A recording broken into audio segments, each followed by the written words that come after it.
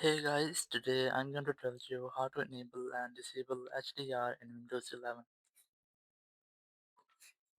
If you're using Windows 11, you want to enable or disable HDR. So let's see how can you do that.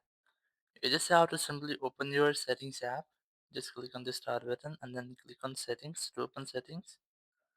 And now, once you are in settings, you just have to click on this Windows update. Very first, I recommend you have to make sure that you haven't any pending update for your Windows.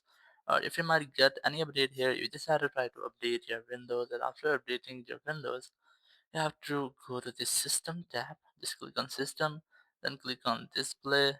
And here you must see the HDR option. You just have to click on this.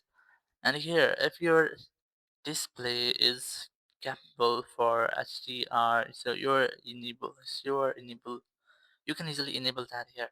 Or if your system is not capable for HDR, so you must get this type of interface that your system or your display doesn't support HDR, so you're unable to enable that. So in this way, you can easily enable or disable HDR in your Windows 11. Thank you very much for watching the video. Until next video, bye bye.